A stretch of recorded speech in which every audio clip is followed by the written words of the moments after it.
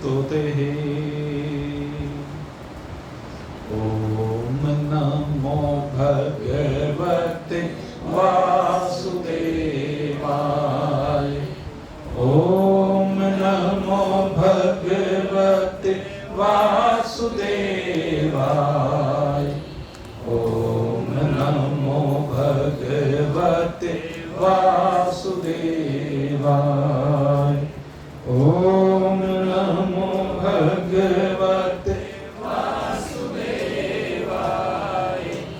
ॐ नमो भगवते वासुदेवाय।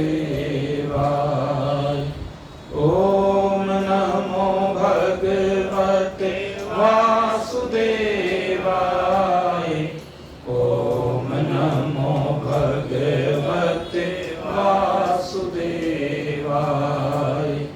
ॐ नमो भगवते वासुदेवाय। ॐ नमो भगवते वासुदेवाय। ॐ नमो नारायण। ॐ नमो नारायण। ॐ नमो नारायण। ॐ विष्णवे नमः। ॐ विष्णवे नमः। ॐ विष्णवे नमः। बोलिए बांके बिहारी लाल की।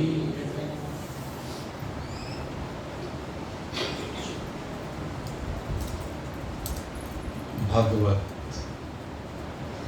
प्रेम से संयुक्त होकर भगवत चरणारविंदों में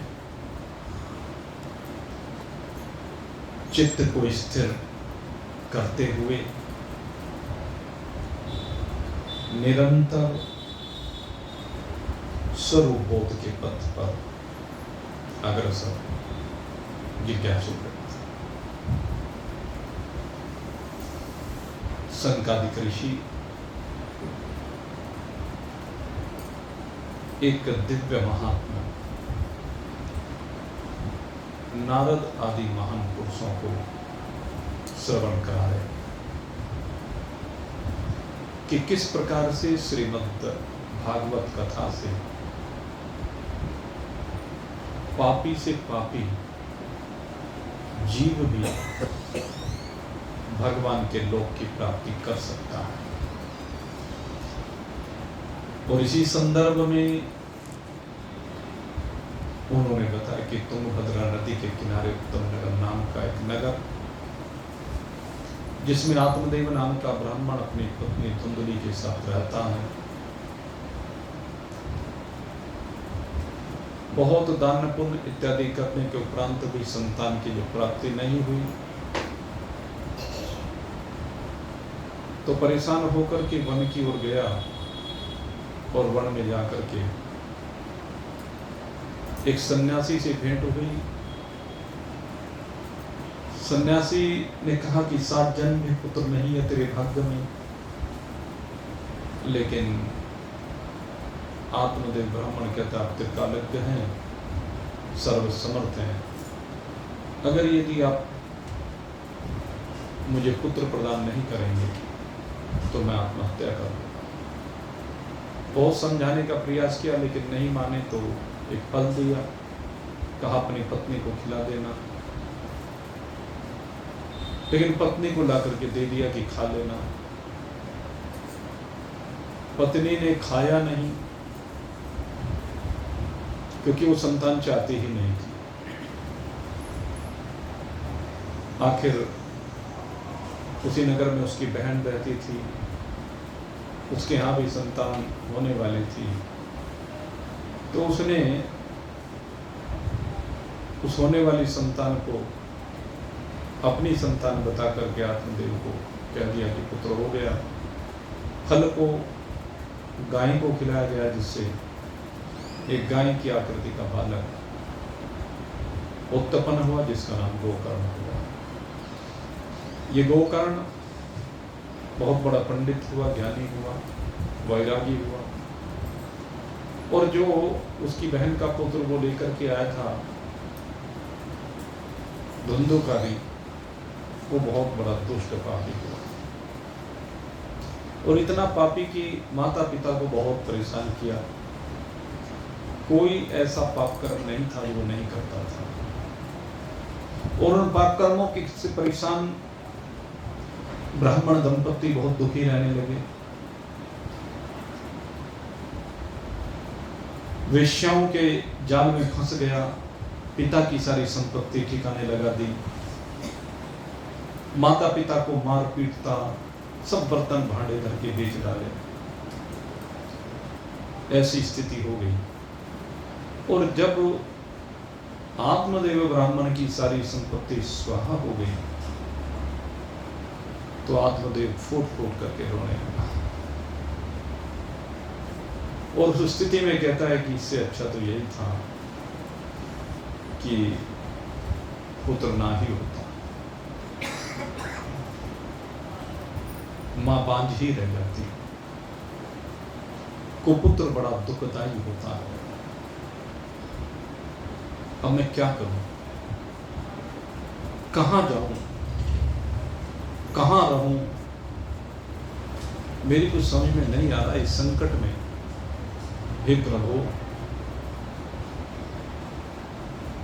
मैं किम कर्तव्य विमूढ़ हूं, सारा ज्ञान ध्यान धरा रह गया। कल आपको आत्मदेव के लक्षण बताए थे, वेद विशारद है, लेकिन इस स्थिति में सब भूल गया। और इसके पीछे कारण क्या रहा? मोह। मोह के कारण से, पुत्र की इच्छा के कारण से पुत्र भाग्य में न होते हुए भी इस स्थिति को देखना पड़ा। पुत्र के मोह ने तो सब कुछ कराया। बड़ा दुखदायी पुत्र। सन्यासी ने कह दिया था कि तेरे भाग्य में पुत्र का सुख है ही नहीं, माना नहीं, अपने कर्मों को भूल गया, और आखिर ऐसा दिन उसको देखना पड़ा। बहुत परेशान है, किस प्रकार से मेरा संकट कटे, इस विपत्ति से मैं किस प्रकार से बाहर आऊं। भगवान से बारंबार प्रार्थना करता है, और जब भगवान से प्रार्थना करता है तो उसी समय संयोग होता है, जो गोकर्ण जी हैं वो तीर्थ यात्रा से उधर अपने घर की ओर आए, और आकर के गोकर्ण जी ने वहां की सारी स्थिति देखी,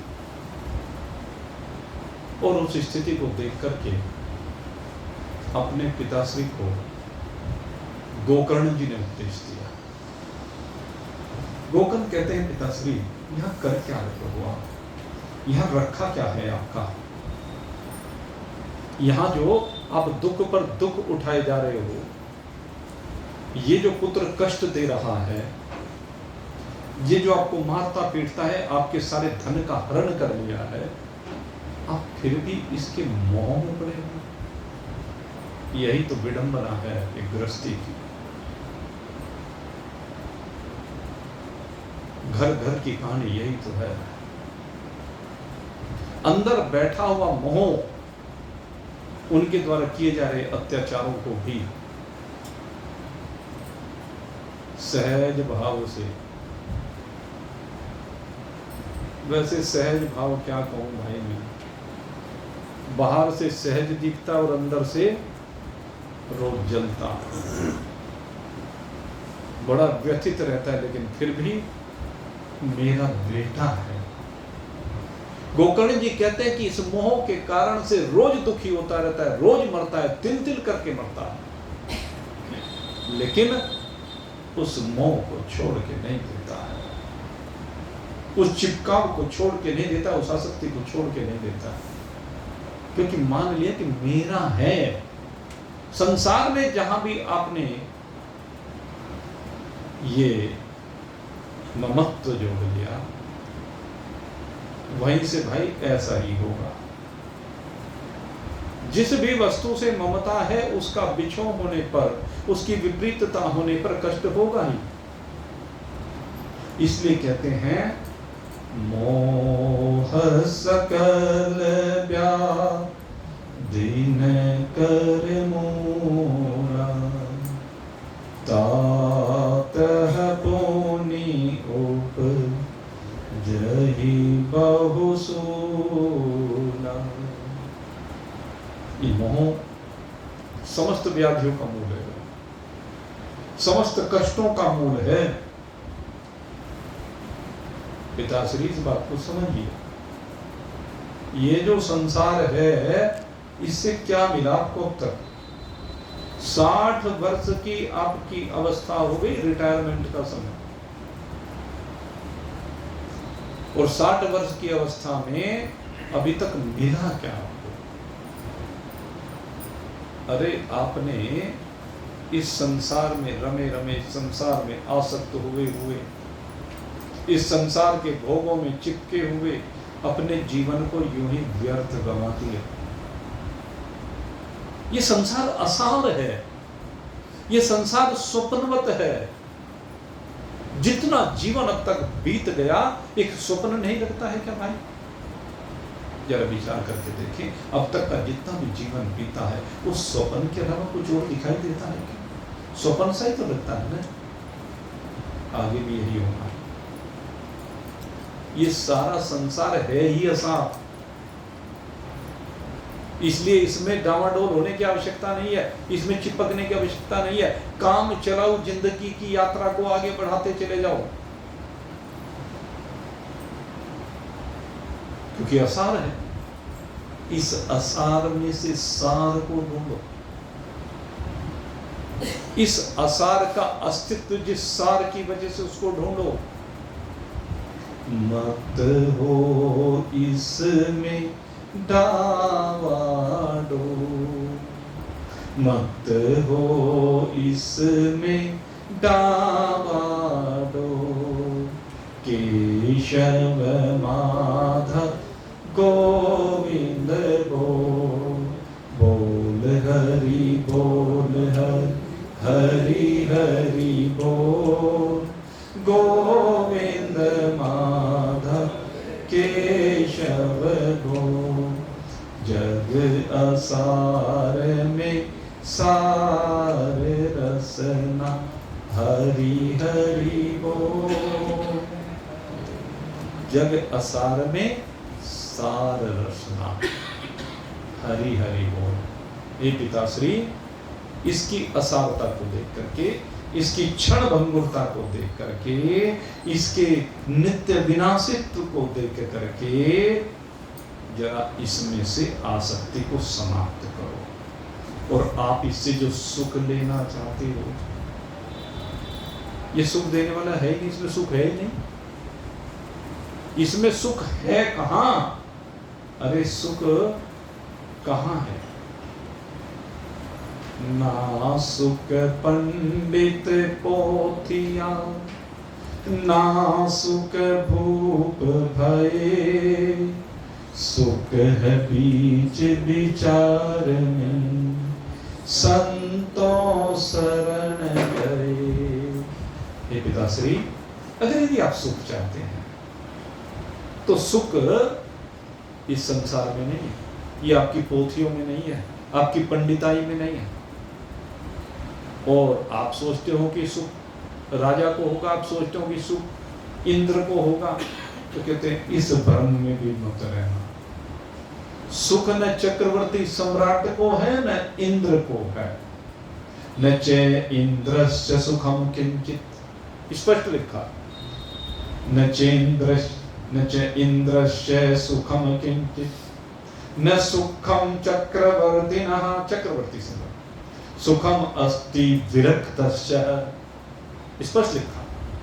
ये जो मैंने अभी आपको 4 लाइनें बोली तो वही यहाँ संस्कृत के श्लोक से बनी है।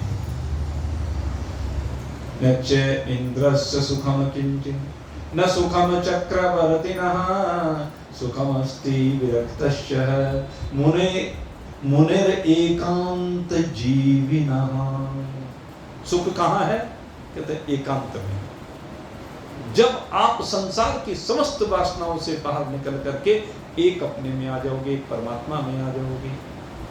मेरे तो गिरधर गोपाल दूसरो न कोई, जाके शीस मोर मुकुट मेरो पति सोई। मीरा ने यही तो कहा, कहते जिसके शीश पे मोर मुकुट है वही मेरा पति। अभी एक जगह पर बैठे हुए थे, वो हमारे सत्संगी रहे काफी लंबे समय से। अब शरीर की अवस्था ऐसी हो गई बेचारों की, तो बात तो नहीं पाते हैं, श्रद्धा तो असीम है उनकी। सुभाष गिरधर जी जो पुराने सत्संगी सब जानते हैं, आज उनकी माता जी का परलोक गमन हो गया भाई। तो वहां बैठे हुए थे, पंडित जी थे, तो वहां एक शिव कुमार जी यही बात कह रहे थे।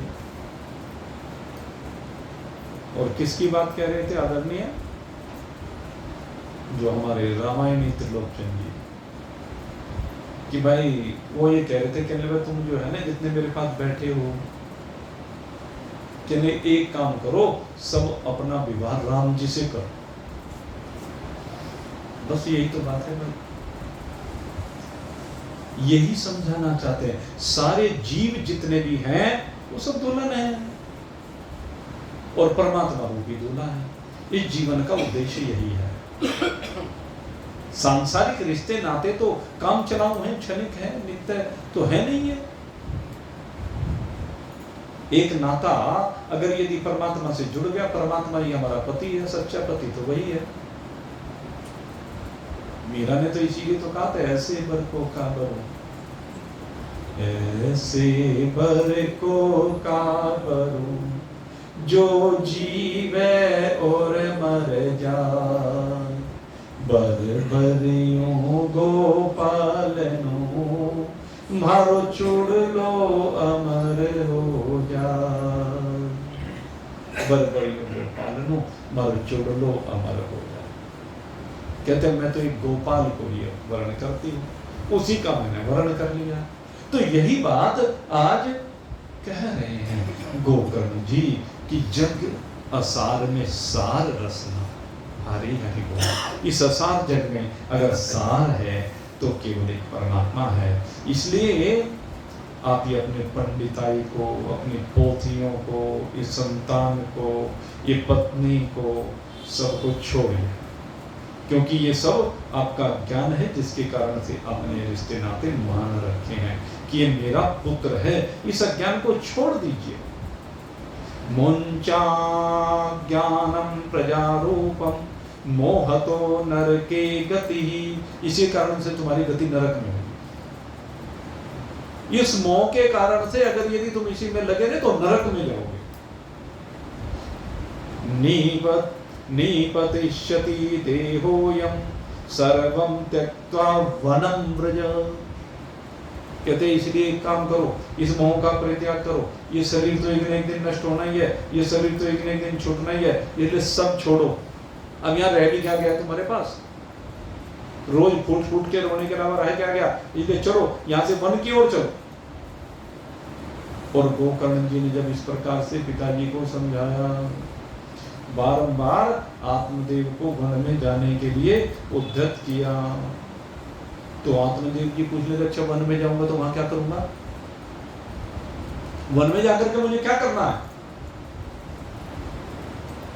अब तक तो मैंने सारा जीवन मूर्खों की भांति बिता दिया है, कर्म के पास में बंद करके, शनि के पास में बंद करके मैं अपने आप अंधेरे कुएं में पड़ा रहा। मुझे वहां जाकर करना क्या? अब गोकर्ण जी जो बात कह रहे हैं बड़ी दिव्य बात है। 2 श्लोक हैं बड़े महत्वपूर्ण। इन दोनों श्लोकों को जीवन में उतारो। अब चाहे वो वन में तार लो, चाहे यहां तार लो, समझ लो। मुझे जरा हाथ लगा।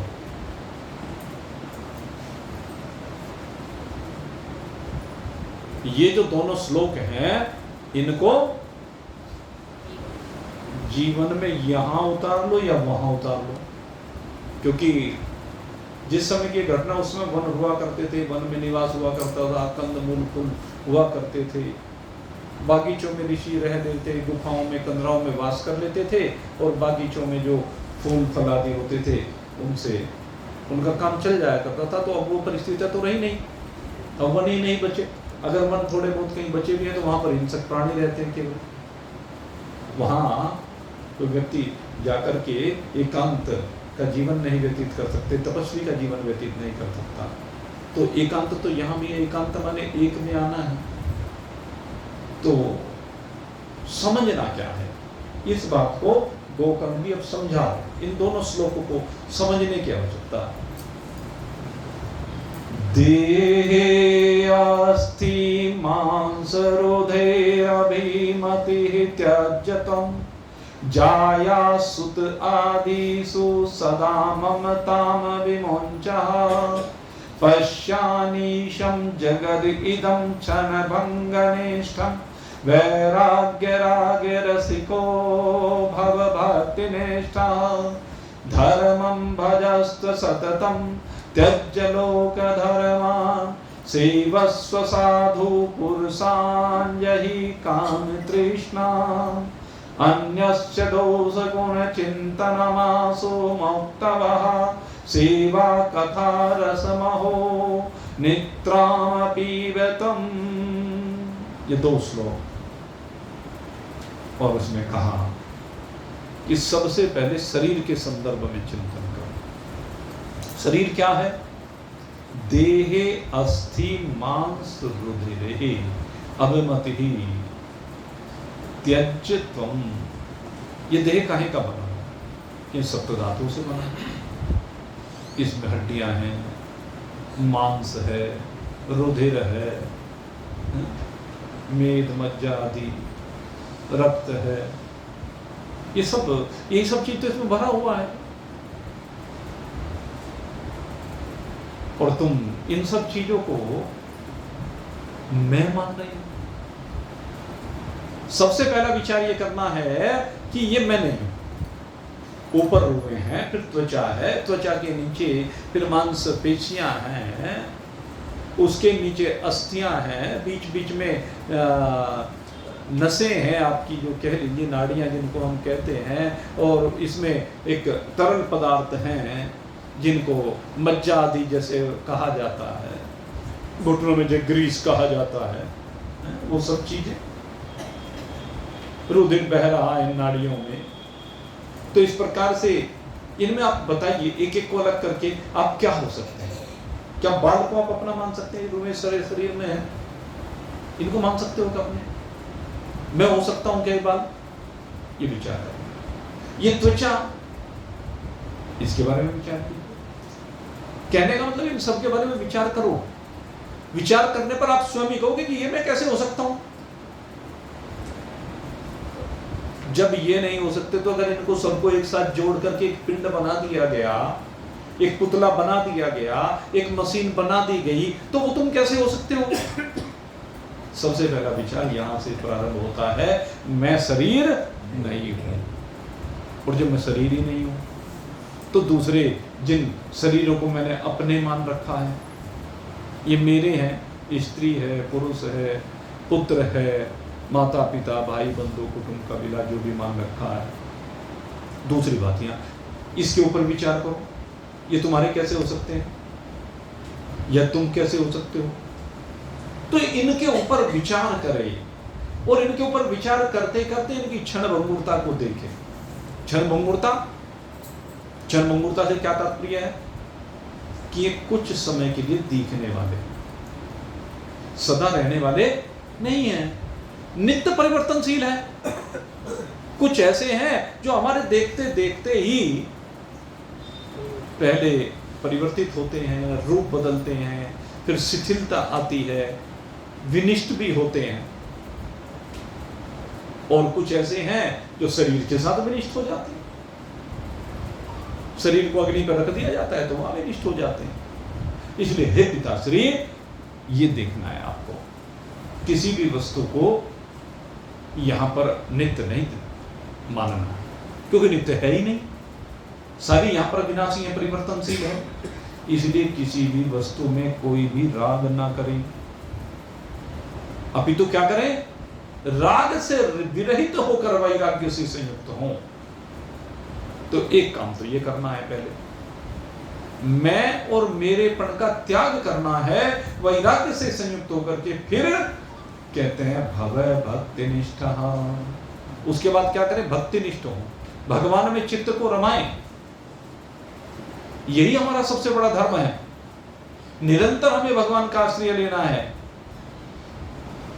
जितने भी लौकिक धर्म हैं उन सब से मुंह मोड़ लें, साधु पुरुषों की सेवा करें। इस जीवन में क्या करना है, कहते महान पुरुषों की सेवा करनी है। क्योंकि ये गोकर्ण जी ने अंतिम सार चीज बता रहे हैं कि जो साधु पुरुष हैं, जो वैरागी हैं, जो ब्रह्मनिष्ठ हैं, ब्रह्मविद हैं, जो भोगों को, उनकी लालसाओं को अपने पास फटकने भी नहीं देते, कहते ऐसे महान पुरुषों की सेवा करना प्रारंभ करें। और एक चीज और बहुत बड़ी यहाँ पर कही है, इसको अगर यदि धारण कर लें तो जीवन सफल हो जाएगा।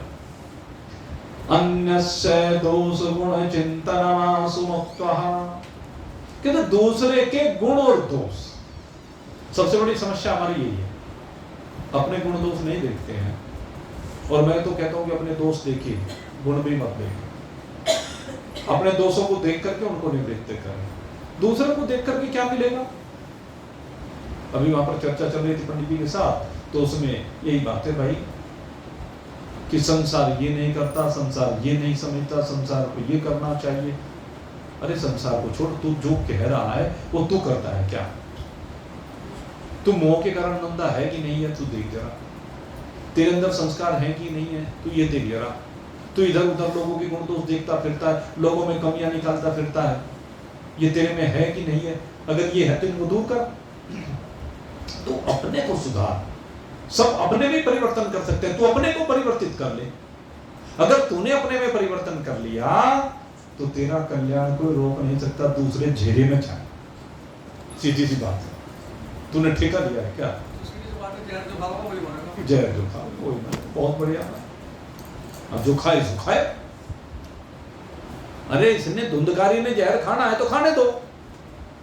पिताश्री आप क्यों जहर खा रहे हो, यही तो समझा रहा है। छोड़ो जहर, जहां जहर पीने को मिले वहां जाने की आवश्यकता क्या है? हटिए वहां से। भगवान की भक्ति कीजिए, साधुओं की सेवा कीजिए, किसी के गुण और दोष को देखना बंद कर दो। दुनिया में गुण और दोष हैं, जो विकार तुम्हें धुंधकारी में दिखाई दे रहे हैं, क्या संसार में और जगह पर ये विकार नहीं है? हैं, लेकिन क्योंकि उनके साथ तुमने अपना नाता नहीं जोड़ रखा है, उनको तुमने अपना नहीं मान रखा है, इसलिए उनसे तुम दुखी होते नहीं हो।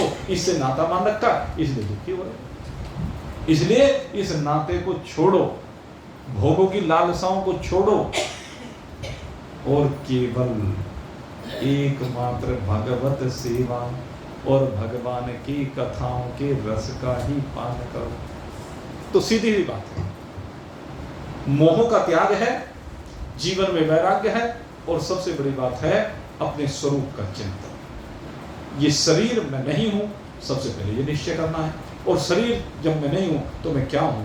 वो चैतन्य आत्मा हूं। भगवान की भक्ति जब निरंतर करेंगे, भगवान से जब प्रार्थना करेंगे, भगवान इस रहस्य को आपके सामने स्पष्ट कर देंगे कि तू शरीर नहीं है, तू आत्मा है। तो इस प्रकार से ये ज्ञानोपदेश गोकर्ण जी ने आत्मदेव को अपने पिता को दिया, और पिता की समझ में आया, और पिता की जब समझ में आया तो कहते हैं पिताश्री आत्मदेव के उपदेश को पाकर के वन की ओर चले गए। 60 वर्ष की अवस्था थी, बुद्धि में पूरी दृढ़ता थी उस समय। तो वहां पर जाकर के दृढ़ चित्त होकर के, एकाग्र चित्त होकर के भगवान की सेवा पूजा करने में लग गए, नियम पूर्वक। बस जो 10वें स्कंद श्रीमद् भागवत का है, जिसमें भगवान श्री कृष्ण का चरित्र आता है, तो उस 10वें स्कंद में रम गए। और 10वें स्कंद में रमने के कारण से कहा श्री कृष्णमापनियतम दस्मस्य पाठातः। उस 10वें स्कंद में ऐसे रमे कि बस कृष्ण रूप ही हो गए। इस प्रकार से आत्मदेव ब्राह्मण की गति तो भगवान कृष्ण को प्राप्त करके हो गई। और इधर अब पिताश्री तो वन में चले गए, गोकर्ण जी तीर्थ सेवन करने के लिए चले गए। अब घर में रह गई माँ, और सारे उस धुंधकारी को बिगाड़ने का काम तो इसी ने किया था। सबसे बड़ा मोह तो इसी के अंदर था, अपने नाम पे उसका नाम रखा। अपने आप तो धुंधली है ही, जिसकी बुद्धि पे धुंध जमी हुई है, कालिक जमी हुई है, कीचड़ जमी हुई है। ऐसी कीचड़ उसने धुंध काढ़ी उस पे कि उसको भी सारे बस कीचड़ बन दी। तो अब कीचड़ बनी तो अब जो अपने पापों को भुगतना तो पड़ेगा। अब खूब रोज मारता पीटता, धन ला, अब मेरे पास रहा नहीं, कहां से लाऊं, सारा धन तो तूने समाप्त कर दिया। और फिर आखिर में वो इतनी परेशान हुई, एक दिन रात को घर से निकली, और घर से निकल करके जब चली, अंधेरा हो रहा था, एक कुएं में जाकर के गिर गई, वहीं उसकी मृत्यु हो गई। अब गोकर्ण जी तो तीर्थ यात्रा पर हैं, इधर धुंधकारी अब तो अकेला रहेगा। घर में 5 वेश्याओं को ले आया, उनके लिए रोज भोग सामग्री जुटाने के लिए। अब उसकी बुद्धि बिल्कुल खराब हो गई, तो ब्राह्मण के बजाय क्रूर कर्म करने लगा। ब्राह्मण बालक था, लेकिन क्रूर कर्मों में रत हो गया। उन्हें तो रोज उल्टाओं को बहुत से गहने चाहिए, साड़ियां चाहिए। काम से अंधा होने के कारण बस उनके लिए ही सामग्री जुटाने में लगा रहता, और बहुत सधन चुरा करके घर लाने लगा। और डिमांड रोज उनकी बढ़ती चली गई, और बस फिर तो वो उनके लिए बहुत से वस्त्र चुरा करके लाए, आभूषण चुरा करके लाए, और इस तरह से बहुत सा धन उसने इकट्ठा कर लिया। उसने क्या कर लिया, उन्होंने कर लिया। और उन्होंने जब देखा कि बहुत माल अब इकट्ठा हो गया है, तो विचार करने लगे कि रोज ये तो चोरी करता है, अब राजा इसको छोड़ेगा नहीं, इसलिए एक काम करो। 5 ने सलाह की कि इसको मार डालो, और इसको मार करके सारा धन लेकर के यहाँ से चंपत हो जाए। तो क्या किया, अब जब रात को वो सो रहा था, उसकी चारपाई से उसको रस्सियों से खूब बढ़िया तरह कस के बांध दिया, और फिर उसके गले में फंदा डाल के मारने लगी। लेकिन वो मरा नहीं। जब मरा नहीं, कहने लगे अच्छा ऐसे नहीं मरेगा। अब क्या किया, पापी की सजा देखो। यहाँ पहले ऐसे दुष्ट को यहाँ भी भुगतना पड़ता है, और आगे भी भुगतना पड़ता है। तो उन्होंने क्या किया, चूल्हा जला हुआ था, चूल्हे में से गरम लकड़ी के अंगारे लेकर के आए, और वो अंगारे उसके मुख में डाल दिए। और जब अंगारे मुंह में डाल दिए, सारा मुख जलने लगा, शरीर जलने लगा। आखिर इतना कष्ट हुआ कि तड़प करके वो वहीं पर मर गया। और जब वो मर गया, अब उन्होंने सोचा क्या करें, तो कहते हैं वहीं पर उस घर में गड्ढा खोदा, और गड्ढे खोद करके उसमें उसे दबा दिया। अब किसी को पता नहीं चला, मोहल्ले पड़ोस वाले, अरे कहाँ गया धुंधकारी, कि विदेश गया है, धन कमाने गया। और इस तरह थोड़ा सा कुछ समय व्यतीत किया, और कुछ समय व्यतीत करने के बाद एक दिन चुपचाप 5 की 5 सारा धन बटोर करके वहां से चले गए। और उसके बाद ये जो धुंधकारी, ये अपने इन पाप कर्मों के कारण, इन कुकर्मों के कारण से बड़ा भयंकर प्रेत बन गया, और बवंडर के रूप में वो 10 दिशाओं में भटकता फिरता है, शीत और घाम से संतप्त रहता है, भूख प्यास से व्याकुल रहता है, सदा चिल्लाता रहता है, लेकिन उसे कहीं भी कोई आश्रय नहीं मिलता है। और कहते हैं गोकर्ण जी को एक बार कहीं पर तीर्थ यात्रा पर जा रहे, तो वहाँ कोई मिलने वाला मिल गया, उत्तम नगर का कोई व्यक्ति। उसने बताया भाई ऐसे ऐसे वो तेरा भाई तो मर गया। अब जब उसके मरने की खबर सुनी, तो गोकर्ण जी गया, और गया में जाकर के विधि पूर्वक उसका श्राद्ध किया।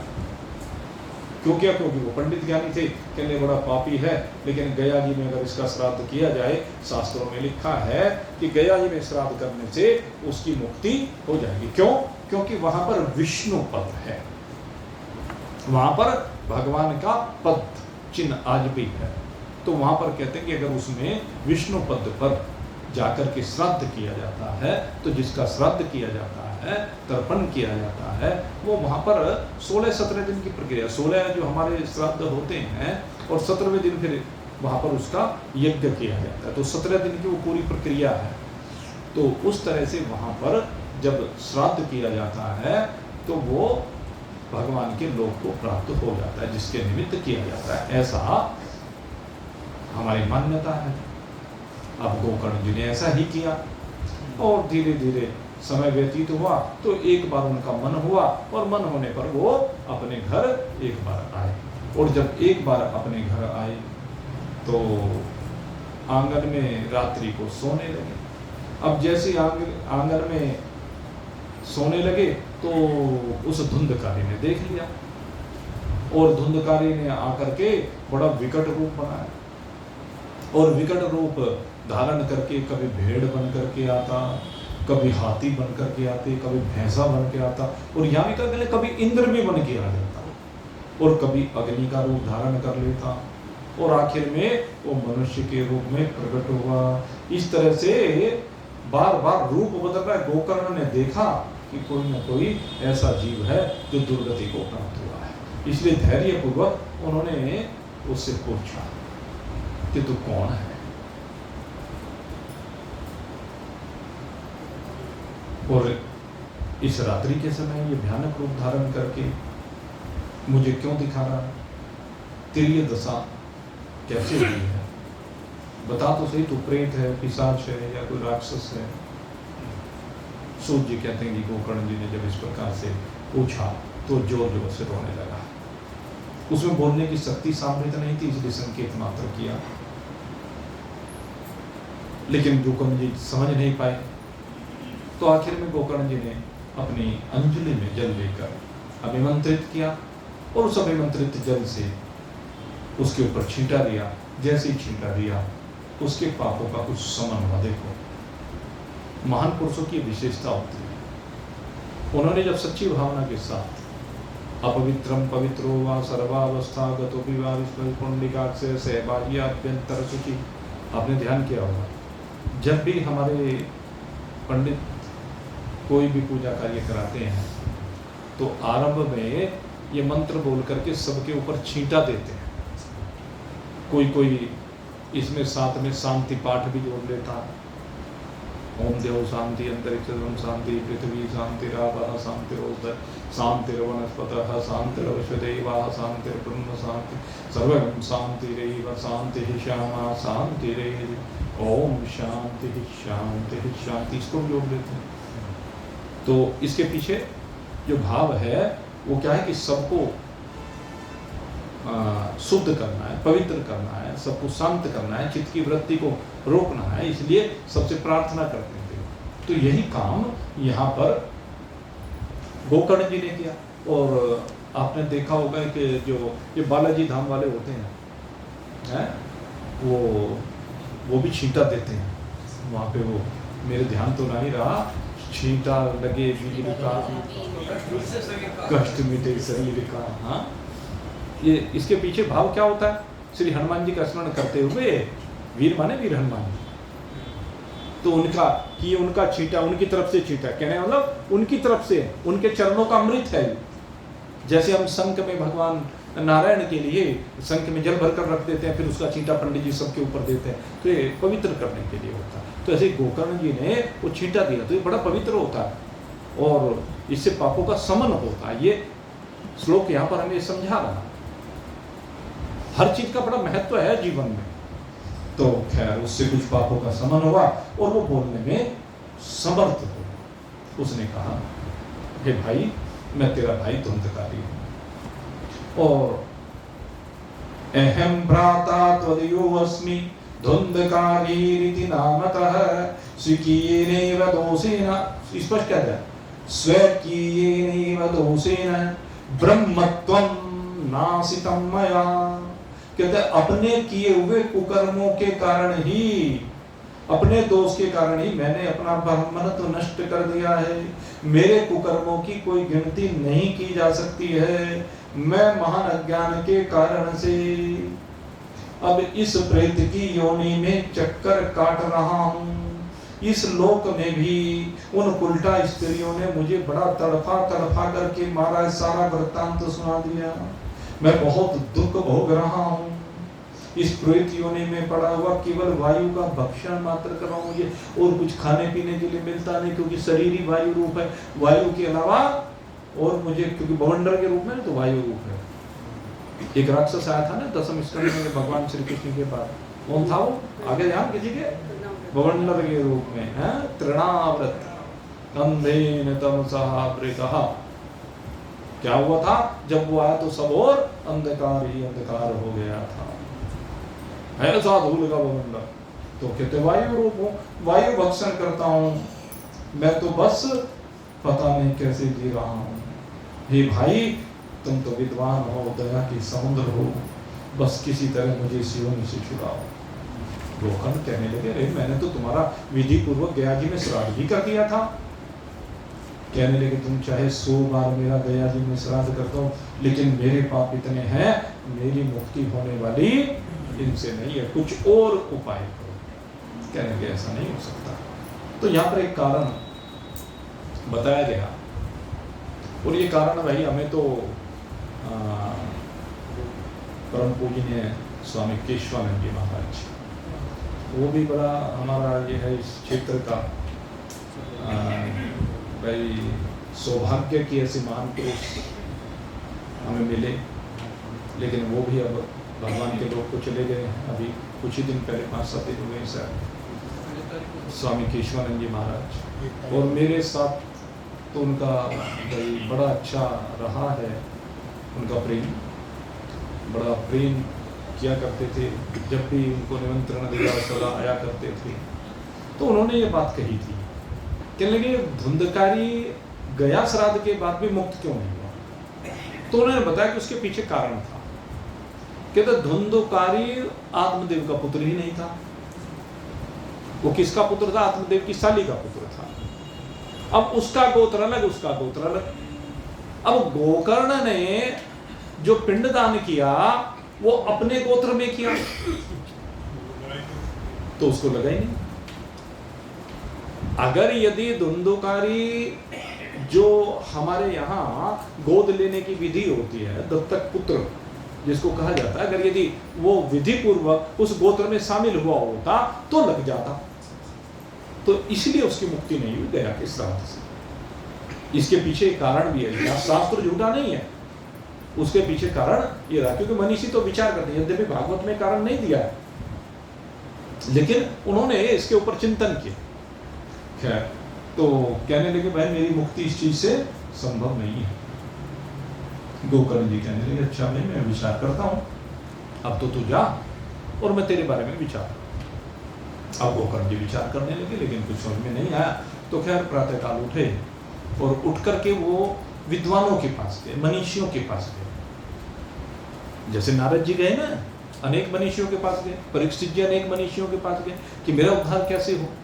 तो इसी प्रकार गोकर्ण जी भी गए, लेकिन कोई भी कहने के इसके बाद हमारे पास तो कोई उपाय है नहीं, हमारे तो समझ में नहीं आता। अब आखिर विचार करते करते गोकर्ण जी बड़े तपस्वी हैं, और अब उन्होंने निश्चय किया कि मैं सूर्य नारायण की शरण में जाता हूँ। कितने तपस्वी हैं, आपको सुनकर के आश्चर्य होगा। यहाँ पर जो बात यहाँ पर कही गई है वो बड़ी दिव्य है। ये यहाँ पर इसका 5वें अध्याय का महात्म्य के 39वां श्लोक है। कितना दिव्य श्लोक है, समझना है कि गोकर्ण जी ने अपने तपस्या के बल से क्या किया। गोकर्णः स्तंभन चक्रे सूर्य वेगस्य वै तदः। इतने तपस्वी हैं कि सूर्य की गति को भी रोक दिया, उनको स्तंभित कर दिया, स्तंभित कर दिया। जैसे महाराजा अग्रसेन जी ने जब इंद्र के साथ युद्ध हुआ तो माता महालक्ष्मी की शक्ति से इंद्र के व्रज को स्तंभित कर दिया। जब इंद्रप्रस्थ हो गया महाराज अग्रसेन के सामने युद्ध में, तो कोई उपाय उसे दिखाई नहीं दिया। आखिर में कहने लगे वो तो वज्र का ही प्रहार करना पड़ेगा। अब जैसे वज्र का प्रहार करने के लिए उद्यत हुआ, माता लक्ष्मी ने वरदान दिया था महाराज अग्रसेन जी को, और उस वरदान के कारण वहीं पर स्तंभित कर दिया। तो इसी प्रकार से आप देखिए सूर्य नारायण को स्तंभित कर दिया, रोक दिया सूर्य की गति को, स्तंभित करने वाले एक जगह पर स्थिर कर दिया। इतने तपस्वी हैं ये गोकर्ण जी, कोई साधारण व्यक्ति भी तप का बल है। जैसे विश्वामित्र जी ने तपोबल से ने स्वर्ग का निर्माण कर दिया। तो लेकिन उसकी स्तंभित करने के बाद क्या किया, ले हाथ जोड़ा, प्रार्थना की, क्षमा करना, मैं अपराध कर रहा हूं, लेकिन प्रभु क्षमा करना व्यवस्था है, क्योंकि आप तो सब जगह पर भ्रमण करते हैं, सब सारे संसार को देखते हैं, सब कुछ जानते हैं, भगवान के साक्षात स्वरूप हैं, आप मुझे बताइए इस धुंधकारी की मुक्ति कैसे हो। सूर्य नारायण ने कहा इसका तो बड़ा सीधा सा उपाय है, श्रीमद् भागवत के द्वारा इसकी मुक्ति हो जाएगी। धन्यवाद किया, और उसके बाद कहते हैं गोकर्ण जी ने धुंधकारी के निमित्त श्रीमद् भागवत की कथा प्रारंभ की। और जब कथा प्रारंभ कर रहे थे, अब ये आए तो बैठे कहाँ, क्योंकि तो वायु रूप था। तो कहते हैं वहां पर एक बांस रखा हुआ था, उस बांस के अंदर ये प्रविष्ट हो गया। और जैसे ही भागवत प्रारंभ की और पहला दिन संध्या का समय हुआ, भागवत परिपूर्ण हुई, तो उसी समय उस बांस की एक गांठ फट गई। बड़ा आश्चर्य हुआ लोगों को, पता नहीं क्या हुआ भाई, कोई बात नहीं। दूसरे दिन दूसरी गांठ फटी, तीसरे दिन तीसरी, चौथी, पांचवी, छठी और सातवें दिन सातवीं गांठ अज्ञान की। ये गांठ अज्ञान की है भाई, 7 अज्ञान की गांठें होती हैं, वो सातों गांठें फट गई और उसको अपने स्वरूप का बोध हो गया। और इतना होने पर उसी समय क्या देखा कि वो धुंधकारी इस श्रीमद् भागवत के 12 स्कंदों को सुनने से पवित्र होकर प्रेत योनि से मुक्त हो गया, दिव्य स्वरूप धारण करके सबके सामने प्रकट हुआ। और उसका मेघ के समान श्याम शरीर पीतांबर तुलसी की मालाओं से सुशोभित था, सिर पर मनोहर मुकुट, कानों में कमनीय कुंडल झिलमिला रहे थे। उसने अपने भाई गोकर्ण को प्रणाम करके कहा, तुमने प्रेत योनि की यातनाओं से मुझे मुक्त कर दिया है, ये भागवत कथा धन्य है। बड़ा सुंदर श्लोक यहाँ पर धुंधकारी ने बोला, धन्या भागवती वार्ता प्रेत पीड़ा विनाशिनी, सप्ताहोपि तथा धन्य कृष्ण लोक फल प्रद। ये प्रेत पीड़ा का नाश करने वाली श्रीमद् भागवत की कथा धन्य है, भगवान श्री कृष्ण के धाम की प्राप्ति कराने वाला ये सप्ताह परायण धन्य है। कहते हैं जब सप्ताह का श्रवण किया जाता है तो पाप थर्रा उठते हैं, भागवत इनका अंत कर देता है। जिस प्रकार से अग्नि एक बार प्रज्वलित हो जाए, उसमें गीली सूखी छोटी बड़ी कैसी भी लकड़ी हो, वो सब जल करके भस्म हो जाती हैं। इसी प्रकार से भागवत सप्ताह की ज्ञानाग्नि में जल करके समस्त पाप ताप भस्म हो जाते हैं। इसीलिए विद्वानों ने देवताओं की सभा में कहा है कि जो लोग भारत वर्ष में श्रीमद् भागवत की कथा नहीं सुनते, उनका जन्म वृथा ही है। एक बार कम से कम प्रत्येक व्यक्ति को जीवन में भागवत की कथा अवश्य सुननी चाहिए। यजमान बन करके एक बार अवश्य भागवत कथा का श्रवण जरूर करना चाहिए। ये यहाँ पर श्रीमद् भागवत का सार है भाई।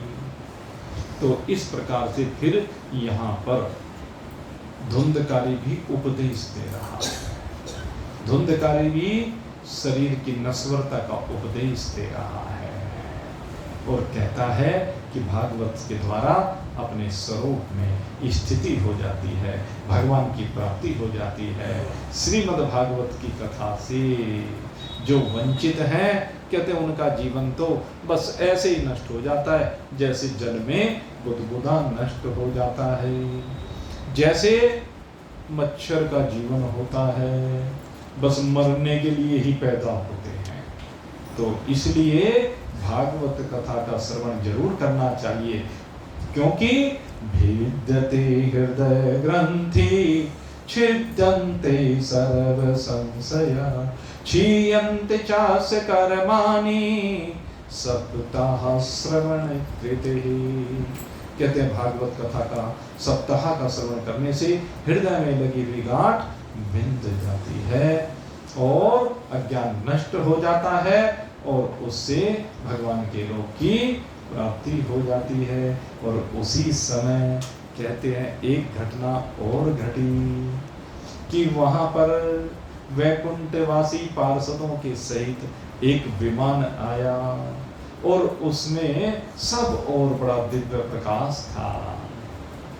धुंधकारी उस विमान पर चढ़ा और उस पार्षदों को देखा गोकर्ण जी ने, और गोकर्ण जी ने उन पार्षदों को देख करके पूछा कि हे पार्षदों, आप यहाँ आए और आपने धुंधकारी के लिए ये दिव्य गति कि अपने विमान पर बैठा रहे हो, लेकिन मैं एक बात जानना चाहता हूँ कि यहाँ इतने लोग हैं, कथा तो इन सब ने भी सुनी, तो फिर ये फल का भेद क्यों हुआ? तो भगवान के सेवक कहते हैं ये ठीक है कि श्रवण तो सबने समान रूप से किया है, क्योंकि तुमने जो कथा सुनाई वो कोई भेद तो किया नहीं, सबको एक जैसी कथा सुनाई है। लेकिन दिक्कत क्या रही है? श्रवण तो किया, लेकिन केवल मनन और निधिध्यासन इस धुंधकारी ने किया। ये जितने भी लोग हैं इन्होंने श्रवण तो किया है, लेकिन संदेह नहीं मिटे, इनके संशय दूर नहीं हुए, क्योंकि इन्होंने मनन नहीं किया, इन्होंने जीवन में उतारा नहीं। इस कारण से इनके लिए विमान नहीं आएंगे। और फिर एक बात और कहता हूँ कि श्रवण का यथार्थ फल इनको फिर मिल सकता है यदि फिर से तुम श्रीमद् भागवत कथा करो और ये फिर से इस कथा का श्रवण श्रद्धा के साथ करें, मनन करें और निध्यासन करें। भागवत कथा सुनने मात्र से मुक्ति नहीं होगी, भागवत को जीवन में उतारने से मुक्ति होगी, ध्यान रखना। अगर यदि भागवत केवल सुनते सुनते रहे और जीवन में उतारी नहीं तो मुक्ति होने वाली नहीं है। और आखिर फिर कहते हैं गोकर्ण जी ने धन्यवाद देकर उनको विदा किया और फिर तो सब आगे आकर कहने लगे कि दोबारा कथा करो। तब गोकर्ण जी ने श्रावण मास की नवमी से पुनः कथा की और जब कथा परिपूर्ण हुई तो कहते हैं वहां पर स्वयं साक्षात भगवान श्री हरि प्रकट हुए और भगवान श्री हरि जब प्रकट हुए तो सब ओर से जय जयकार होने लगी, भगवान को नमस्कार किया जाने लगा, बड़ी जय जयकार की ध्वनि होने लगी। और भगवान ने अपना 5 जन्य शंख निकाला है और भगवान ने 5 जन्य शंख की जैसे ध्वनि की है, सब आनंदित हो गए, सब उनके हर्ष की कोई सीमा नहीं है। और उसी समय जो घटना घटी है, 5 जन्य ध्वनि में चक्रे हर सात तत्र स्वयं हरि गोकर्णम तो सम आलिंग्या। ध्यान करना बात के ऊपर, गोकर्ण तो समालिंग्या करोत स्व सदृशम हरि। भगवान आगे बढ़े और आगे बढ़कर को गोकर्ण को स्वयं भगवान ने अपने हृदय से लगा करके अपने समान ही बना दिया। करोत स्वह सदृशम हरि। गोकर्ण को भगवान ने अपने जैसा बना दिया, वो भगवान के साथ मिलकर के भगवान रूपी, इसको कहते हैं सायुज्य मुक्ति। जो मैं बता रहा था ये है वो चीज। ये भगवान की कृपा से सायुज्य मुक्ति को प्राप्त हुआ और जितने भी श्रोता थे कहते उतने विमान वहां पर आए और उस विमान के आने पर सब उसमें सवार हुए। और एक चीज और यहाँ पर बहुत बड़ी कही गई कि उस गांव में जितने कुत्ते थे, चांडाल थे, या जितने भी जीव उसमें थे, कहते हैं गोकर्ण की कृपा से हुआ कि वे सब जीवों को भी भगवान ने उन विमानों पर चढ़ा दिया। वे सब के सब भगवान के धाम की ओर उसी प्रकार से चल दिए। कहते हैं पूर्व काल में जिस प्रकार से यहाँ जिक्र कर दिया, देखो रामायण का जिक्र कर दिया, रामायण की उस घटना का, जब भगवान श्री राम स्वलोक धाम गमन कर रहे थे, कहा अयोध्या वासिनः पूर्वम यथा रामेण संगतः तथा कृष्णेन तेनीतः गोलोकम योगी दुर्लभम।